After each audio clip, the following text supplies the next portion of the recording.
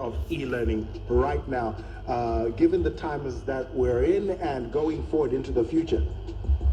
Okay, so, currently, there's students are having this frustration, or there's uncertainty, they want to prepare for their final year examination. But then schools are closed down, you can't access your teachers for extra learning material or extra lessons. So, everyone is wondering, like, what's the solution? Parents, students, all of them. But then with e-learning now, students can learn even when they're at home, and they can also get to interact with their teachers when they're at home. So you find that for them also, we're just taking the physical classroom and we're taking it into a virtual classroom. Wow, that is interesting. Do you also think that examination boards should actually look at introducing, the writing of exams online? Well, that's pretty interesting. I think it's actually a bold step that will be taken, although there would be like challenges in terms of regulations. Because you know how it is, I just go by the trick, but I'm not for internet, but so I think it might become tricky. But I think maybe with time, it could be something that could be done. Because especially given that examination that time, so you have to complete the examination in a given time period. So maybe probably you will have a lot of time to Google the answers and everything. Yeah, but isn't it also something to look at and think about the fact that maybe some of the questions that we ask in these examinations have to be reviewed and become more solution-based than just being questions to check if you know? Yeah, definitely. Because this other day we were having a discussion with some of my friends, and we were talking about how the education system in Zimbabwe just preparing people to be academic problem solvers. So I think, that approach actually makes a lot of sense, Mox. And now you are a problem solver of sorts. You are 24 years old, and you have developed something interesting, Amigo. What is Amigo? Okay, so Amigo is an online educational platform that is meant to address the challenges of accessing academic material for students who are in Zimbabwe and Africa, as a continent. So you find that some of the problems that we're facing, for example, physical copy textbooks are really expensive.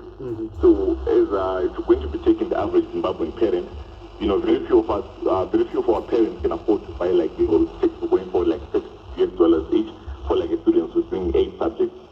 So rather than going this traditional way of learning, which is very expensive, we have tried to digitize the learning system such that learning material is easily affordable, accessible, and is also affordable in terms of trying to access it. Okay, what can people find on this? What's different about your e-learning platform? What have you put there as an innovation, a real bite? Okay, all right. So firstly, our e-learning addresses students who are in high school and tertiary education. They can find their notes, their past exam papers, video tutorials, and journals. Wait. So this one is for students in high school. In tertiary, yes. If you're in polytechnic, if you're in university level, then you can use this portal. Wow. Okay. Continue. Yeah. Please tell us more. So after developing these basic functions, we added a system of what we call automated test papers. So these are aimed at all those subjects that have multiple choice responses. So let's say, for example, during this lockdown, and you're a Form 4 biology student and you want to revise when you're at home, you can just simply attempt any of the automated test papers. Because since they're multiple questions, after you just finish it, it's automatically marked. So you get the mark that you have gotten for the paper, and then you also get the correct responses if there are any wrong attempts in trying to attempt the question paper. So let's say, Amigo, if it was like an examination board, why bongo to ones who are afraid of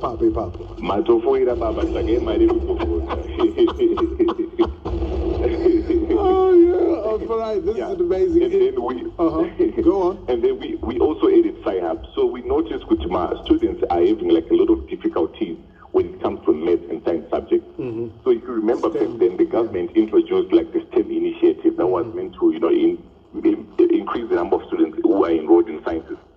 So Sci-Hub, let's say it's a physics problem, it's a chemistry problem. You simply enter your problem there.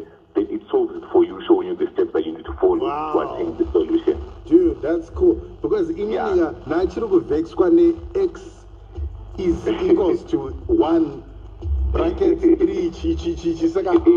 Dude, yeah, for algebra. Adequado. So you find that you can also fit into that mental, so what my empire, by a plus good papa, or no so what is all good. Instead of Bushi Kwanze, don't flex out here. As your parent, I am wise. I know my stuff, Manangu. They won data number 1 every year. Fantastic stuff, dude. Where can people find Amigo? So people can access the portal from www.amigo.co.za, or they can just follow us on any of our social media pages, so Twitter, Instagram, and Facebook. That is Amigo Academic Portal. All right, and maybe they want to get in touch with you and just find out more about what this is all about. Where can they find you, man? Okay, maybe I can just give you my number. Go ahead. Oh yeah, it's 0783 544 113. All right, fantastic stuff. Farayi, thank you so much for coming through, and thank you. I mean, it's great when young people can come up with innovative ways to help further education and, just different solutions and innovations just to improve society and take care of problems that we have already surrounding us. Thank you so much. Thank you so much, DJ Mox, for reaching out. All right. No, thank you so much. That's Farayi Goronga right there. And big shout out to you, man. Wish you all the best in the future. Young people just making waves and just making sure they play their part in solving problems in our communities, in Africa, in Zim. Mox